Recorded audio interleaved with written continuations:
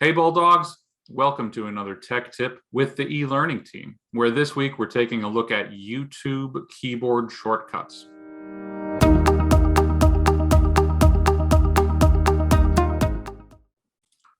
Now, we've all seen the proliferation of video as a teaching and learning tool. Every day they are getting easier to make, they are more widespread and of higher quality. So making sure they are accessible and easy for your students to consume can be an important consideration. So these shortcuts are aimed at making that viewing experience maybe a little more efficient or easier or just better, depending on your situation.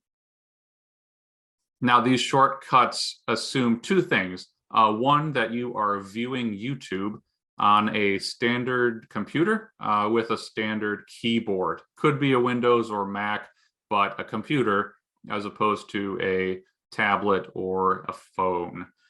Secondly, these are going to assume that your active window is the window with the YouTube video that you're watching. So if you're a power user, switching between tasks and doing all kinds of crazy stuff, set that aside for now and just make sure your active window, the one that is selected, the one that you are clicking around in, is the one with the YouTube video that you want to watch. All right, and getting us started here is, of course, the most basic of functions, pausing the video and restarting it when you're ready. This can be done with either the space bar or the K key. Those are both going to work, provided that, again, that YouTube video is your active window. All right, some volume related controls here. The M key will mute the video, but it will keep playing. Additionally, you can use the up and down arrow keys to increase the volume or decrease the volume by 5%. And note that is the volume of the indicator in the YouTube player, which is separate from that of the computer itself. Moving right along. Some seeking tools. If you missed a sentence or missed a moment and want to jump back, you can do that in 5 or 10-second intervals. The left and right arrow keys will let you jump back or forth in 5-second increments. Similarly, the J and L keys will let you move back and forth in 10-second intervals. So very useful in a variety of circumstances.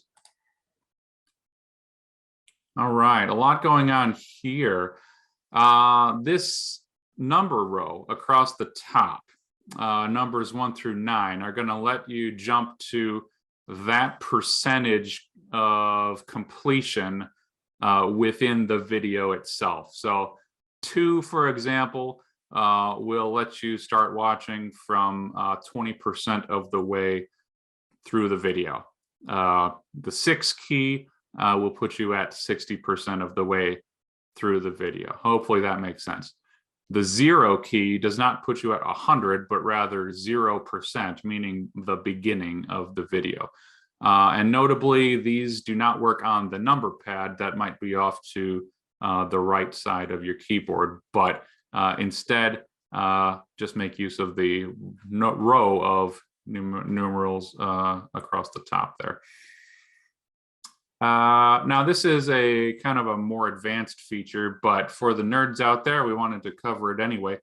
When the video is paused, you can use the period and comma keys to jump back or forward frame by frame in the video. So if you're looking for something very specific, pause right around the frame that you need and use these keys to seek back and forth. All right, moving right along again. These are a few features that can make the viewing experience a little better and, like we said, maybe more efficient as well.